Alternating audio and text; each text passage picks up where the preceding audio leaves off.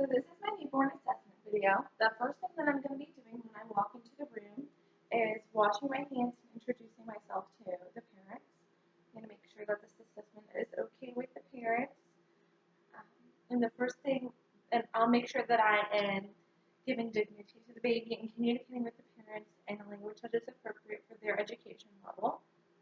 So the first thing that I'm going to be doing is looking at the general appearance of the baby. I'll have some gloves on at this time.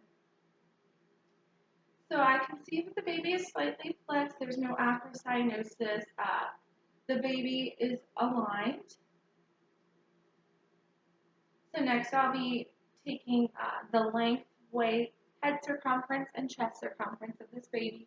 The head circumference should be larger than the chest circumference. Next I'll be doing the vital signs. The blood pressure will be taken on the lower leg. The apical pulse will be listened to for a full minute. I'm also going to be listening for murmurs at this time. The brachial pulse can be used to take the pulse as well. And I'll be doing auxiliary temperature.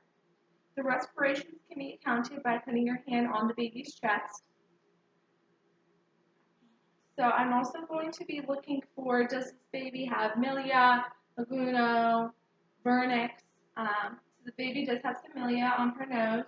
I do not see any laguno. There's some erythema on the baby's cheeks, and there's vernix in the crevices. I do not see any mongolial spots or petechiae. So next I can go ahead and continue on my head-to-toe assessment. I'm looking at the alignment of the eyes and ears. If the eyes and ears are not aligned correctly, that could be a sign of a genetic abnormality. I'm making sure that the nose is patent, and with my gloved finger, I can insert my finger into the baby's mouth on the top and the bottom to make sure that the palate is intact. I'm also looking for the sucking reflex at this time. I can check the baby's conjunctiva for inflammation, irritation, and test perla. The baby's eyes should not accommodate at this time as they're too young. I'll also be checking the fontanelles. The front fontanelle should feel like a diamond, and the back fontanelle should feel like a triangle. I'll make sure that there's no extra fluid in the fontanelles in the head, and that there are no depressed fontanelles on the baby. We need to make sure that the hydration status is good. So I'll make sure that the baby's head is starting to mold. We don't want this baby to have a straight, long head. Make sure it starts molding into a circle. And I'll be checking the color of the baby's eyes. It should normally are a slate blue, and that will change over time. I'm looking at the ears to see if they are well formed, and I'm making sure that the baby does not have a lazy eye. Next, I'll make sure that the nose is patent bilaterally, and that there are no calcium deposits in the mouth. If there are calcium deposits, the IMSAC girls, they will go away naturally. And then we tested the sucking reflex, and I'll be feeling the clavicles and inspecting the neck, making sure that they're all intact. So next I'll be looking at the symmetry and size of the abdomen and chest. So I noticed that the nipples are symmetric and that there is no engorgement. I noticed that the abdomen is not concaved or distended. And while I'm at the abdomen, this is a good time to ask the parents, has this baby had a bowel movement? How many times has this baby urinated? I want to know the elimination patterns of the baby. So I'll go ahead and listen to the bowel sounds. And I want to know how much of this baby eaten. Have we tried to feed this baby? How is this baby being nourished? Bottle, breastfeeding. And while we're watching the baby eat, we can make sure that the sucking reflex is intact and the swallow reflex. So I'm looking at the baby's muscle tone and range of motion. So the baby is appropriately flexed, and I'm checking the Barlow and Ortolani's, making sure that their hips do not pop, because that could be a sign of a displacement.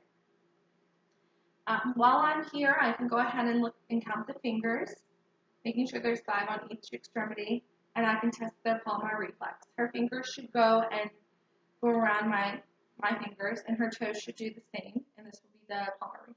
So both of these reflexes are intact. And since I'm already at the foot, I can go ahead and test the Babinski reflex. The toe should flare as I put my finger across the inner side of her foot. Next, I'll be checking the spine. So I can turn her around, and I need to feel the spine, looking for any holes, making sure it's midline. And since I have the baby already in my hands, I can go ahead and check the stepping reflex. The baby should kind of look like she's trying to walk by herself. So we can lay the baby back down. Another reflex that we need to test is the startle reflex. So as I laid the baby down, she put her arms up a bit, so the moral reflex is intact. The next reflex I'm going to test is the fencing reflex. So I'll do this by turning her head, and one of her arms will go up, and the other will bend. So her fencing reflex is intact. Another one I can do is swipe my finger across her cheek to test her rooting, and her head will turn towards my finger. And next I'm going to be looking at the behavioral state of this baby. Is she relaxed? Is she active? Is she crying? I need to make sure that the behavioral state is appropriate for the situation. Is she comfortable? And then I'll be looking and checking her genital area. I need to make sure that her clitoris is covered by her labia. If she's a preemie, which she isn't, the clitoris may be visible. And I'm also looking to see if there's any red discharge. This is only normal for female babies. It's called pseudomenstruation. And I would change her diaper at this time if it needs to be changed. And I'm making sure that the anus is patent, and I can also do this by asking if the baby has had a bowel movement yet. And I want to know how many diapers has this baby gone through.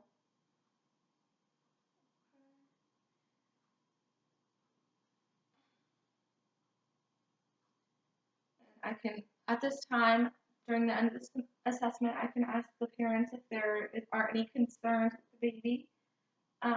The main concerns that I have as the nursing student is, does this baby have trauma on the head or shoulders because of the vaginal birth? And if it was a cesarean birth, I would have concerns about the lungs, but I've listened to the lungs and heart regardless. And I will cover the baby up to give her dignity, and then hand her back to mom.